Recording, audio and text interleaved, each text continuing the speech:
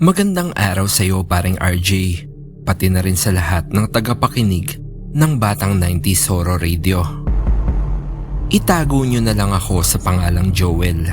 Yung mga pinsan ko naman nakasama ko sa storyang to, tawagin nyo na lang pong Edwin at Michael. Halos magkakasing edad lang kaming tatlo. Si Kuya Michael yung pinakamatanda sa amin. 21 anyos na siya.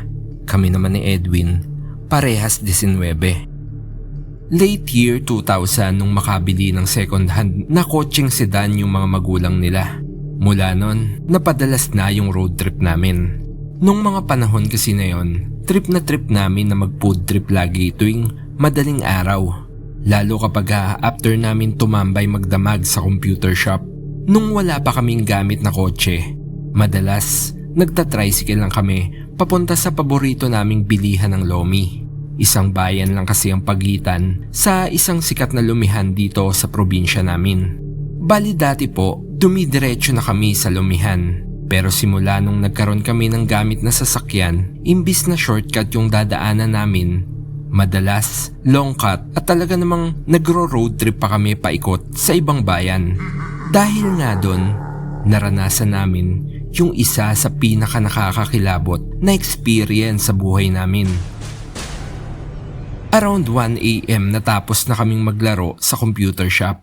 Doon po kami naglalaro ng mga multiplayer LAN games. Nakasanayan na namin na kumain ng Lomi lalo pagka panalo kami sa pustahan sa mga laro sa computer shop. Kaya kahit hindi naman kami nagkakaayaan, diretso sakay na kami sa kotse pagbalik namin ng bahay.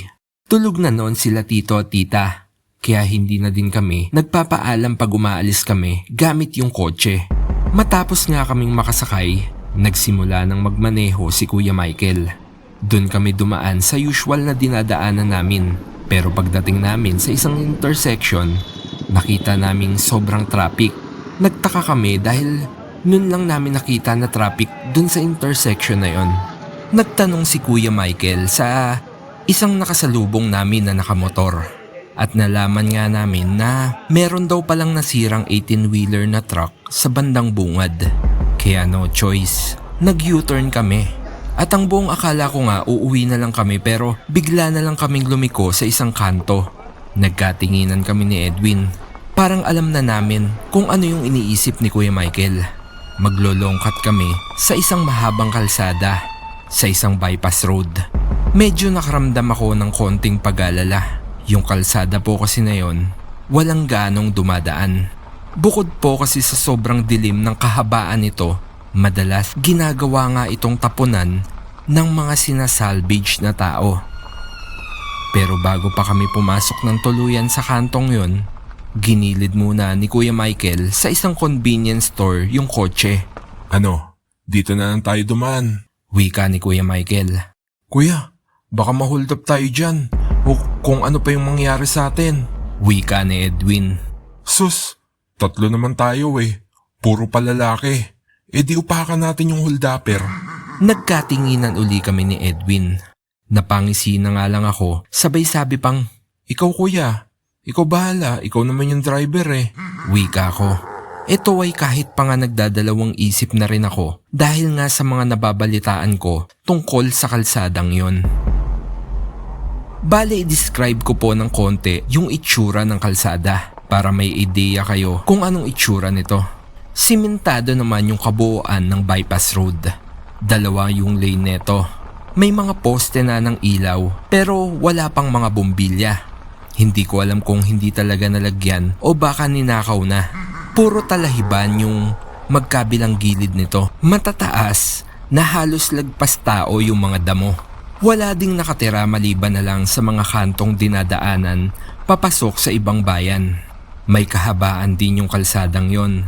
Tansya ko nga ay halos 30 minuto na tuloy-tuloy na takbo ang ginagawa namin pag dun kami dumadaan. Bali hindi naman ito ang unang beses na dadaan kami sa kalsadang ito. Pero laging may araw at maliwanag pa kapag ka dun kami dumadaan. Maliban na nga lang sa gabing yon. Nagsimula na nga naming tahakin yung madilim na kalsada. Nung una, may mga kasabay pa kami na sumo-shortcut doon. Pero dahil nga sa hindi naman kabilisan magpatakbo si Kuya Michael, Naunahan na din kami ng mga ibang sasakyan na kasabay namin. Naging maayos naman ang lahat nung simula. Katulad sa normal na road trip namin, nagpapatugtog si Edwin sa sound system ng kotse. MYMP pa na acoustic album habang sinasabayan pa niya. Nang bigla na lang may narinig akong para bang may tumatakbo na kabayo. Napakunot yung noo ko tapos napabangon ako mula sa pagkakahiga. Alam ko kasi na wala namang ganong tunog sa album na pinapatugtog ni Edwin. Lumingon-lingon ako sa paligid. Bahagya akong nilabas yung ulo ko sa bukas na bintana ng kotse. Hinanap ko yung pinanggagalingan ng tunog. At dun ko nga napagtanto na nasa likurang palang bahagi namin yun nanggagaling. Pinilit kong aninagin kung ano yung lumilikha ng tunog. At nung maaninag ko nga kung ano yon, napaigtad ako sa pagkakaupo.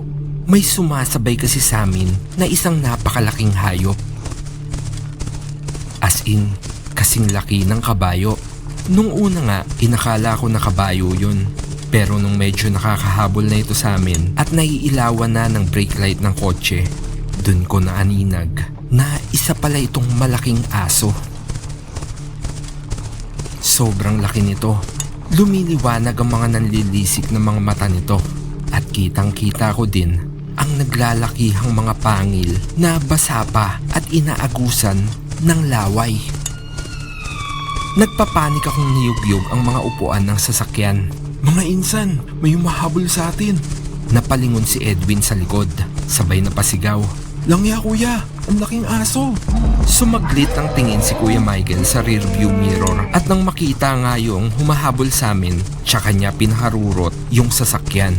Halos lumipad yung kotse namin sa paghataw na ginawa ni Kuya. Kahit pa nga sa mga lubak, hindi siya nagminor. Nagkanda talbog-talbog na nga kami ni Edwin sa loob ng kotse.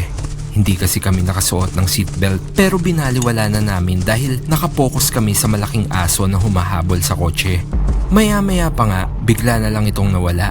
Medyo nagtaka nga ako noon kasi sa tingin ko kayang-kaya niya pa din naman nahabulin yung sinasakyan namin. Kahit sagad na kasi yung silinyador, hindi naman ganun kabilis yung takbo nito. Pero binaliwala ko na lang yon at nagpasalamat na lang din ako na tumigil na yung nilalang sa paghabol sa amin.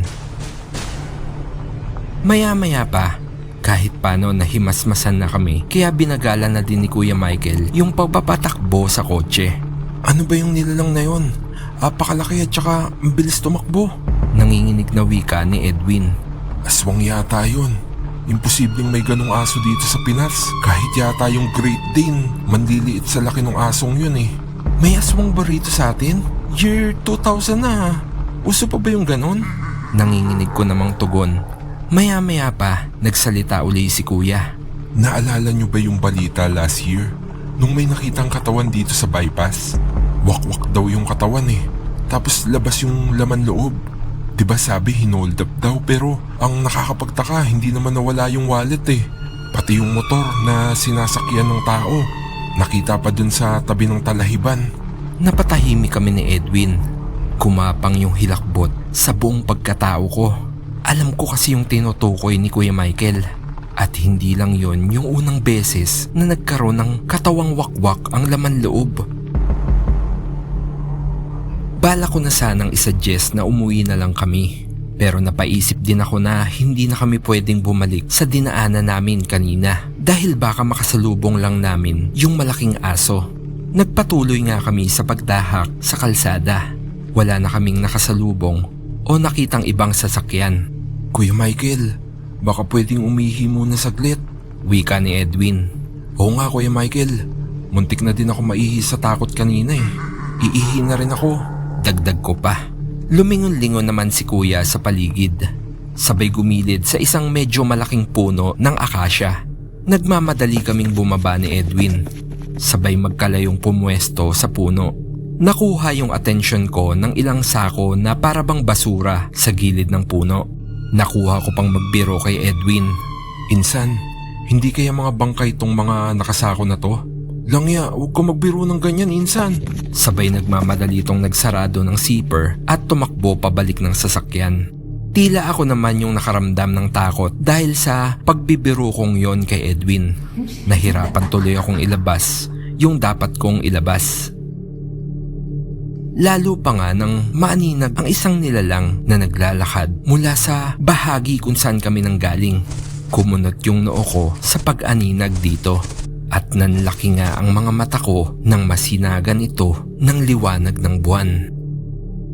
Yung asong humabol sa amin, nasundan niya na kami. Dahil nga doon, nagmamadali akong tumakbo papunta sa kotse. Kuya Michael, andyan na sa likod yung aswang. Sigaw ko pa habang nagkakandarapa pa sa pagpasok sa sasakyan. Ni hindi ko na nga binuksan yung pinto at tinalon ko na lang palsot sa bintana. Agad namang pinaandar ni Kuya Michael yung sasakyan. Pero bago pa nga kami makaarangkada, nakarinig ako ng malakas na alulong sa labas ng kotse. Nakakakilabot. Kasabay nito, yung malakas na lagabog sa likod na bahagi. Napasigaw na nga lang kami ni Edwin. Kitang-kita ko yung naglalakihang mga paan ng aso na sa panahon na yun ay nakapatong na sa compartment ng kotse. Malalaki at matutulis ang mga kuko nito. Kumaskas ito at halos bumaon sa likod na bahagi ng kotse. Paghataw nga ng sasakyan, tsaka lang nadulas yung halimaw. Natatanaw ko pang bumagsak ito sa kalsada. Tumatayo pa ito ng unti-unti habang palayo yung sasakyan namin. Inexpect ko na nahahabulin niya kami. Pero nagulat ako nang para bang naglakad lang ito unti-unti papunta sa puno na pinag-ihian namin ni Edwin. Napasandal na nga lang ako nang masigurado kong malayo na kami. Uwi na tayo mga insan, please. Nanginginig kong wika, pero hindi tumugon sila insan. Napuno ng katahimikan yung loob ng sasakyan. Pero maya-maya pa nga, tumigil sa pagmamaneho si Kuya Michael. Naging aligaga na naman ako at tumingin sa paligid na sa panahon na yon ay parang puno na ng hamog. Pati si Edwin luminga-linga sa kahabaan ng kalsada. Kuya, bakit tayo tumigil? Wika ni Edwin. Nanginginig si Kuya Michael. Unti-unti niyang tinaas yung kamay niya, sabay turo sa gilid na bahagi ng kalsada. Napasinghap nga kami nang maaninag namin kung ano yung tinuturo niya. Yung puno ng akasya na pinag-ihian namin. Paanong nangyari na andun uli kami? Nung una, inisip ko na baka magkamukha lang yung puno. Pero nung nakita ko yung mga sako na para bang mga basura, dun ko nga nasigurado na ito pa din yung punong dinaanan namin kanina. Para nga akong binuhusan ng malamig na tubig sa sobrang kilabot. Lalo pa nga nung napagtanto ko na halos iisang oras na pala kaming nasa kalsadang yon. Pero ni isang kanto palabas ng ibang bayan ay wala pa rin kaming nadaanan. Muling inapakan ni Kuya Michael yung silinyador at nagpatuloy nga kami. Marahan lang ang takbo namin dahil na din sa pagkapal ng hamog sa kalsada. Nagdadasal na ako sa isip ko na sana may makasalubong man lang kaming ibang sasakyan, pero wala talaga. Lalo pa nga akong nawala ng pag-asa nang muli na naman naming madaanan yung puno ng akasya. Palagay ko, kailangan na nating magbaliktad ng damit. Mahinang wika ni Kuya Michael. Nagkatinginan naman kami ni Edwin, pero hindi na kami tumugon. Naghubad na lang kami kagad. Wala nang hiya-hiya. Pati brief, binaliktad namin. Doon ko nga lang din nalaman na basa na pala sa ihi ko yung salawal ko nung mga oras na yon. Pero syempre, hindi ko na sinabi kila insan. Matapos nga naming magbaligtad ng mga suot namin, naghanda na uli kaming umalis. Pero sa kamalas-malasan, nabitawan ni Kuya Michael yung clutch sa pagmamadali na naging sanhi para mamatay yung makina ng kotse. Kumabog ng malakas yung dibdib ko. Alam ko kasi yung sakit ng sasakyan na yon.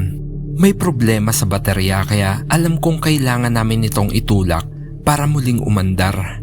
Nagkatinginan nga kaming tatlo. Nagdadalawang isip pero wala naman kaming magagawa ni Edwin kundi itulak yung sasakyan. Dahan-dahan nga kaming bumaba sa kotse at pumwesto sa likod. Magsisimula na sana kaming magtulak nang bigla na lang may narinig na naman kaming alulong. Alam naming hindi ito kalayuan sa pwesto namin. Nagkatinginan kaming dalawa ni Edwin, sabay nagmamadali at buong lakas naming tinulak yung sasakyan. Sa awa ng Diyos, bumukas naman ito kagad. Napasigaw pa nga ako sa tuwa. Pero napalitan na naman kagad ng takot yung nararamdaman ko nang marinig ko ang isang pamilyar na tunog. Ang tunog ng mga yabag na parang sa kabayo. Nagmamadali kaming tumakbo ni Edwin habang hinahabol yung kotse. Napasulya pa ako sa likod at nakita kong papalapit na sa amin yung halimaw na aso. Agad kaming lumundag sa bintana papasok ng sasakyan.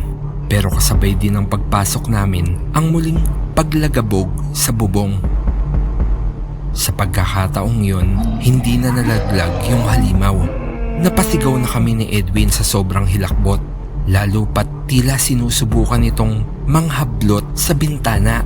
Winasiwas naman ni Kuya Michael yung takbo ng sasakyan habang kami naman ni Edwin tinatadyakan yung malaking kamay ng halimaw. Habang pinipilit pa namin na irolyo yung bintana para magsarado. At nang matagumpay nga naming itong masarado, dun palang nahulog yung nilalang sa bubong ng sasakyan. Hingal na hingal kami ni Edwin. Basang-basa yung mukha ko ng pawis, luha at sipon sa sobrang hilakbot. Pero hindi pa kami dun nagpakampante. Alam naming hanggat hindi kami nakakalabas sa kalsadang yon, hindi kami magiging ligtas. Napuno nga muli ng katahimikan yung loob ng sasakyan. Pero maya-maya pa, out of the blue, bigla na lang kumanta si Edwin ng kanta pang simbahan. Yung ama namin. Mahina tapos papalakas ng papalakas. Di ko na malayan, sumasabay na din kami ni Kuya Michael. Di naman kami pala simbang tatlo. Kaya nga siguro, yun lang yung kaya naming kantahin, yun lang kasi yung medyo pamilyar at kabisado namin. Malakas at pasigaw na namin ito kinakanta. At lumipas nga ang ilang sandali, di namin napansin na meron na pala kaming mga nakakasalubong na sasakyan. Pinagtitinginan kami ng mga tao. Lalo pat malakas kaming kumakanta. Unti-unti na din palang lumiliwanag. At pagtingin ko nga sa relo ko, dun ko lang napag-alaman na mag-aalas 6 na pala ng umaga. Dun pa lang kami nakahinga ng maluwag. Napasigaw na lang si Edwin ng pasasalamat sa Diyos. Halos pinagtitinginan nga kami ng ilang mga pedestrian na tumatawid. Natatawa pa yung iba habang nakatingin sa amin. Pero hindi kami nakaramdam ng hiya ng mga panahon na yon. Ang mahalaga lang sa amin ay nakalabas kami ng ligtas mula sa kalsadang yon. Nang makauwi nga kami ng bahay, syempre, sandamakmak na sermon mula kila tito at tita. Kinwento namin yung nangyayari sa amin pero hindi ko alam kung naniwala ba sila o hindi. Bukod kasi sa ilang gasgas sa katawan ng kotse, wala na kaming ibang patunay sa halimaw. Mula nga nung gabing yon, hindi na uli kami nag-road trip. Hindi na din kami naglolomi pag madaling araw. Hanggang sa ngayon, paring RJ, buhay pa din yung kalsadang yon. May ilan na ring nakatayong subdivision sa kabaan nito. May mga ilaw na rin kahit paano yung mga poste. Pero kahit pa, malaki na yung pinagbago ng bypass road na yon, hindi na uli ako dadaan doon para mag-road trip lalo na kapag gagabi. Hanggang dito na lang yung kwento ko, paring RJ. Maraming salamat sa pagbabasa. Good luck at God bless channel mo.